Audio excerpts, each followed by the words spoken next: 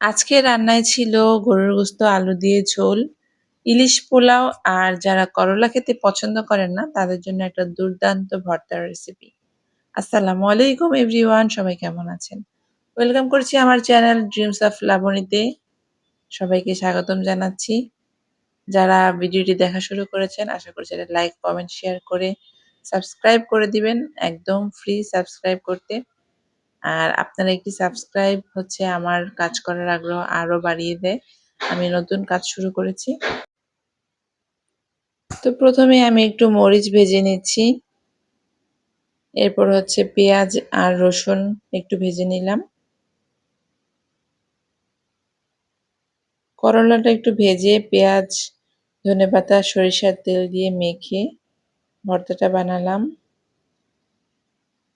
লেবুর রস দিলে এই ভর্তা খাওয়ার মজাটা আরো বেড়ে যায়। আপনারা ট্রাই করে দেখবেন। এরপর আমি চলে যাচ্ছি গোশত রান্নায়।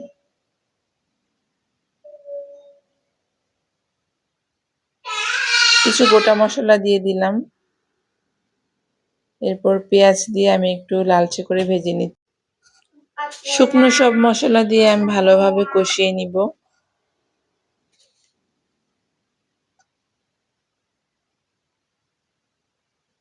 এরপর দিয়ে দিব হচ্ছে গোশতগুলো, ভালো করে কষিয়ে নিচ্ছি।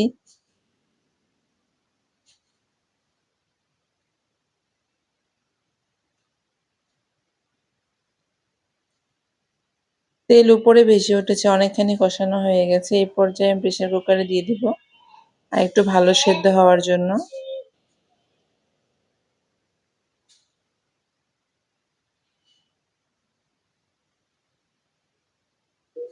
কোনোভাবেই ঢাকনাটা লাগাতে পারছিলাম না।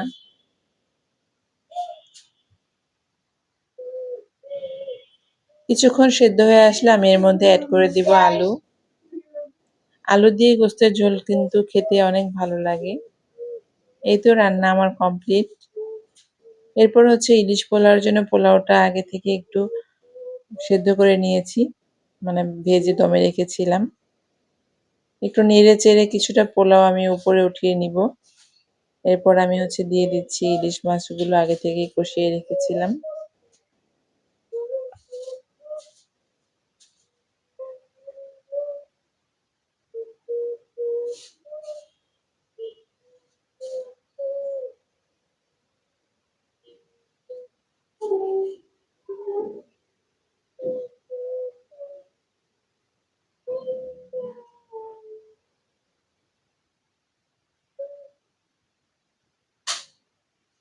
ইলিশ মাছগুলো দিয়ে আমি পোলাওগুলো দিয়ে ভালো করে একটু মিশিয়ে নিলাম।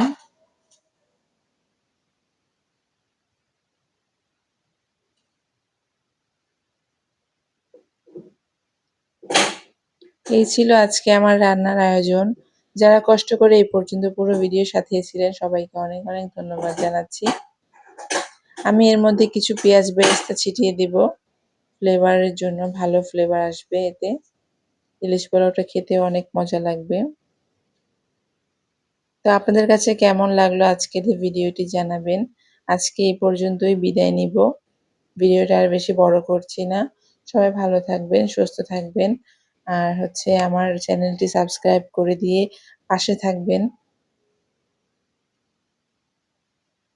আল্লাহ হাফেজ। আজকে এখানে বিদায় নিচ্ছি।